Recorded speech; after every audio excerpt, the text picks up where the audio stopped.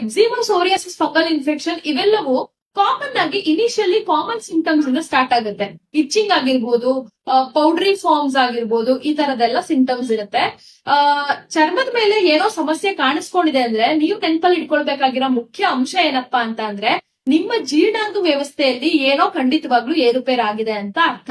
So ಇದ್ರ ಮೇಲೆ concentrate ಮಾಡಿ ನಮ್ಮ ಆಯುರ್ವೇದ ಚಿಕಿತ್ಸೆಗಳು ಡಿಸೈನ್ ಆಗಿರುತ್ತೆ. So chronic disease, chronic skin disease ಅಂತ ಬಂದಾಗ ಸೋರಿಯಾಸಿಸ್ ಕೂಡ ಟಾಪ್ ಅಲ್ಲಿ ನಿಲ್ಲುತ್ತೆ. ಸೊ ಏನಿ ಸೋರಿಯಾಸಿಸ್ ಬಗ್ಗೆ ಟಿವಿಗಳಲ್ಲಿ ಅನೇಕ ಇಂಟರ್ವ್ಯೂಸ್ ಕೊಡ್ತಾ ಇರ್ತಾರೆ. ಬೇರೆ ಬೇರೆ ಸ್ಟ್ರೀಮ್ ಆಫ್ ಮೆಡಿಸಿನ್ಸ್ ಡಾಕ್ಟರ್ಸ್ ಆಗಿರ್ಬೋದು, ಅಲೋಪತಿ ಡಾಕ್ಟರ್ಸ್ ಆಗಿರ್ಬೋದು, ಹೋಮಿಯೋಪತಿ ಡಾಕ್ಟರ್ಸ್ ಆಗಿರ್ಬೋದು, ಆಯುರ್ವೇದಿಕ್ ಡಾಕ್ಟರ್ಸ್ ಆಗಿರ್ಬೋದು, ಎಲ್ಲರೂ ಟಿವಿಯಲ್ಲಿ ಕುತ್ಕೊಂಡು ಮಾತಾಡ್ತಾ ಇರ್ತಾರೆ ಸೋರಿಯಾಸಿಸ್ ಬಗ್ಗೆ. ಯಾಕಂದ್ರೆ ಅದು ಅಷ್ಟೊಂದು ಸಿವಿಯರ್ ಡಿಸೀಸ್. ಅದರಿಂದ ಯಾರ್ಯಾರು ಸಫರ್ ಮಾಡ್ತಿರ್ತಾರೆ ಅವ್ರಿಗೆ ಮಾತ್ರ ಅದ್ರ ಕಷ್ಟ ಗೊತ್ತಿರುತ್ತೆ. ಏನಪ್ಪಾ ಈ ಸೋರಿಯಾಸಿಸ್ ಅನ್ನೋ ಡಿಸೀಸ್ ಅಷ್ಟೊಂದು ಸಿವಿಯರ್ ಅಂತ ನೀವು ಕೇಳೋದಾದ್ರೆ ಖಂಡಿತವಾಗ್ಲೂ yes, psoriasis is a very severe disease condition. So psoriasis ಲಕ್ಷಣಗಳೇನು ಅಂತ ಅಂದ್ರೆ ವಿಪರೀತ ತುರ್ಕೆ ಇರುತ್ತೆ, ಮುಟ್ಟಿದ್ರೆ ಸ್ಕಿನ್ ಎಲ್ಲ ಹಾರ್ಡ್ ಅನ್ಸ್ತಿರುತ್ತೆ, ಡ್ರೈನೆಸ್ ಇರುತ್ತೆ, ಬೆವರೋದೇ ಇಲ್ಲ. ಆಮೇಲೆ ಇಚ್ಚಿಂಗ್ ಅಂದ್ರೆ ಕಟ್ತಾ ಬಂದಾಗ ಪೌಡರ್ ತರ ಉದುರುತ್ತೆ. ಆಮೇಲೆ ಕಪ್ಪು ಕೆಂಪು ಪ್ಯಾಚಸ್ ಅಲ್ಲಲ್ಲಿ ಕಾಣಿಸ್ಕೊಳ್ತಾ ಇರುತ್ತೆ. ಆ ಪ್ಯಾಚಸ್ ನೆಗ್ಲಿಜೆನ್ಸ್ ಮಾಡಿದಷ್ಟು ಸ್ಪ್ರೆಡ್ ಆಗ್ತಾ ಹೋಗುತ್ತೆ. ಅಂಡ್ ಮೀನಿನ ಮೈ ಮೇಲೆ ಇರುತ್ತಲ್ಲ ಸ್ಕೇಲ್ಸ್, ಆ ರೀತಿಯಾದ ಸ್ಕೇಲ್ಸ್ ಚರ್ಮದ ಮೇಲೆ ಕಾಣಿಸ್ಕೊಳ್ಳುತ್ತೆ. ಕೈಗಳಲ್ಲಿ ಕಾಣಿಸ್ಕೊಳ್ಳುತ್ತೆ ಪ್ಯಾಚಸ್, ಕಾಲ್ಗಳಲ್ಲಿ ಕಾಣಿಸ್ಕೊಳ್ಳುತ್ತೆ, ತಲೆ ಮೇಲೆ ಸ್ಕ್ಯಾಲ್ಪ್ ಅಲ್ಲಿ ಕಾಣಿಸ್ಕೊಳ್ಳುತ್ತೆ, ಹೊಟ್ಟೆ ಮೇಲೆ, ಬೆನ್ ಮೇಲೆ, ಈ ರೀತಿಯಾದ ಜಾಗಗಳಲ್ಲಿ ಈ ಪ್ಯಾಚಸ್ ಕಾಣಿಸ್ಕೊಳ್ಳುತ್ತೆ. ಹಾಗಾಗಿ ಇದರಿಂದ ಸಫರ್ ಮಾಡ್ತಾ ಇರೋ ಪ್ರತಿಯೊಬ್ಬ ರೋಗಿನೂ ಮಾನಸಿಕ ಖಿನ್ನತೆಗೆ ಒಳಗಾಗ್ತಾನೆ. ಸೊ ಈ ಎಲ್ಲಾ ಅಂಶಗಳನ್ನ ತಲೆಯಲ್ಲಿಟ್ಕೊಂಡು ಆಯುರ್ವೇದದ ಚಿಕಿತ್ಸೆ ಡಿಸೈನ್ ಆಗಿರುತ್ತೆ. ಹಲವಾರು ಹೊಟ್ಟೆಗೆ ತಗೊಳ್ಳುವಂತ ಮೆಡಿಸಿನ್ಸ್, ಟ್ಯಾಬ್ಲೆಟ್ಸ್ ಆಗಿರ್ಬೋದು, ಕಷಾಯ ಆಗಿರ್ಬೋದು, ಇವುಗಳನ್ನ ಕೂಡ ಕೊಡ್ತೀವಿ. ಅಂಡ್ ಎಕ್ಸ್ಟರ್ನಲಿ ಅಪ್ಲೈ ಮಾಡೋದಕ್ಕೆ ಮೆಡಿಸಿನ್ಸ್ ಕೊಡ್ತೀವಿ.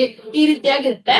ಸೊ ಹೊಟ್ಟೆಗೆ ತಗೊಳ್ಳುವಂತ ಮೆಡಿಸಿನ್ಸ್ ಅನ್ನ ಬಂದಾಗ ವೈದ್ಯರ ಬೆಸ್ಟ್ ಚಾಯ್ಸ್ ಯಾವ್ದಪ್ಪ ಅಂತ ಅಂದ್ರೆ ಬಿ ಬೆಟರ್ ಕಂಪನಿ ಅವರ ಸೋರಿಯಾ ಊರ್ಜಾ ಅನ್ನೋ ಟ್ಯಾಬ್ಲೆಟ್. ಸೊ ಈ ಟ್ಯಾಬ್ಲೆಟ್ ಅಲ್ಲಿ ಪವರ್ಫುಲ್ ಇಂಗ್ರೀಡಿಯೆಂಟ್ಸ್ ಇದೆ. ಸೋರಿಯಾಸಿಸ್ ಡಿಸೀಸ್ ನ ವಿರುದ್ಧ ಹೋರಾಡುವಂತ ಕೆಪಾಸಿಟಿ ಇರುವಂತ ಇಂಗ್ರೀಡಿಯೆಂಟ್ಸ್ ನ ಹಾಕಿ ಈ ಪ್ರಾಡಕ್ಟ್ಸ್ ನ ತಯಾರು ಮಾಡಿದ್ದಾರೆ. ಸೊ ಈ ಪ್ರಾಡಕ್ಟ್ ಹೇಗೆ ತಯಾರಾಗಿದೆ ಗೊತ್ತಾ? ಸ್ನೇಹ ಪಾಕ ವಿಧಿ ಅನ್ನೋ ಮೆಥಡ್ ನ ಗಮನದಲ್ಲಿಟ್ಕೊಂಡು ಈ ಪ್ರಾಡಕ್ಟ್ ನ ತಯಾರು ಮಾಡಿದ್ದಾರೆ.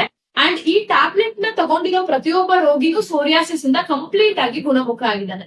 ಸೊ ಸೋರಿಯಂ ತೇಜಸ್ ಆಯಿಲ್ ಅನ್ನೋಂತ ಇನ್ನೊಂದು ಪ್ರಾಡಕ್ಟ್ ಇದೆ. ಆ ಪ್ರಾಡಕ್ಟ್ ಜೊತೆ ಇದನ್ನ ಯೂಸ್ ಮಾಡಿದ್ರೆ ಖಂಡಿತವಾಗ್ಲೂ ಸೋರಿಯಾಸಿಸ್ ಇಂದ ಕಂಪ್ಲೀಟ್ ಆಗಿ ಗುಣಮುಖ ಆಗೋದ್ರಲ್ಲಿ ಎರಡನೇ ಮಾತೇ ಇಲ್ಲ. ಯಾಕಂದ್ರೆ ಇದ್ರಲ್ಲೇ ಯೂಸ್ ಮಾಡಿರೋ ಹರ್ಬ್ಸ್ ಮೇಲೆ ಹಲವಾರು ಸ್ಟಡೀಸ್ ಆಗಿ ಗುಡ್ ರಿಸಲ್ಟ್ಸ್ ಬಂದಿದೆ. ಅಂಡ್ ಈ ಪ್ರಾಡಕ್ಟ್ಸ್ ನ ಸೆಂಟ್ರಲ್ ಗವರ್ಮೆಂಟ್ ಆಯುಷ್ ಡಿಪಾರ್ಟ್ಮೆಂಟ್ ಇಂದ ಅಪ್ರೂವ್ ಮಾಡಲಾಗಿದೆ ಅಂಡ್ GMP ಸರ್ಟಿಫೈಡ್ ಕೂಡ ಆಗಿದೆ. ಹಾಗಾಗಿ ಡೌಟ್ ಇಲ್ಲದೆ ಈ ಪ್ರಾಡಕ್ಟ್ಸ್ ನ ಯೂಸ್ ಮಾಡಬಹುದು. ಸೊ ಈ ಪ್ರಾಡಕ್ಟ್ಸ್ ನ ಯೂಸ್ ಮಾಡೋದ್ರ ಜೊತೆಗೆ ಆಯುರ್ವೇದ ಟ್ರೀಟ್ಮೆಂಟ್ ಪ್ರೋಟೋಕಾಲ್ ಅಲ್ಲಿ ಪಥ್ಯ ಕೂಡ ಇಂಪಾರ್ಟೆಂಟ್, ಡಯಟ್. ಸೊ ಸೋರಿಯಾಸಿಸ್ ಅಲ್ಲಿ ಡಯಟ್ ಅಂತ ಬಂದಾಗ ನೀವೇನಾದ್ರೂ ನಾನ್ ವೆಜ್ ತಿನ್ನೋರಾಗಿದ್ರೆ ಫಿಶ್ ನ ಖಂಡಿತವಾಗ್ಲೂ ಮುಟ್ಟೋದಕ್ಕೆ ಹೋಗ್ಬೇಡಿ, ಮೊಸರನ್ನ ತಿನ್ಬೇಡಿ, ಬಾಳೆಹಣ್ಣು ಬೇಡವೇ ಬೇಡ.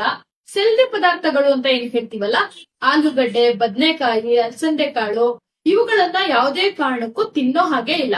ಸೊ ಈ ರೀತಿಯಾದ ಕೆಲವು ಡಯಟ್ ಮಾಡಿಫಿಕೇಶನ್ಸ್ ನ ಮಾಡಿಕೊಂಡು ಈ ಪ್ರಾಡಕ್ಟ್ಸ್ ನ ಯೂಸ್ ಮಾಡಿದ್ರೆ ಖಂಡಿತವಾಗ್ಲೂ ಸೋರಿಯಾಸಿಸ್ ಇಂದ 100% ಗುಣಮುಖ ಆಗೋದ್ರಲ್ಲಿ ಡೌಟೇ ಇಲ್ಲ.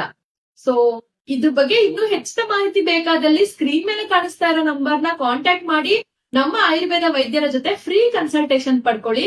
ಆದಷ್ಟು ಬೇಗ ಸೋರಿಯಾಸಿಸ್ ಇಂದ ಗುಣಮುಖ ಆಗಿ. Thank you.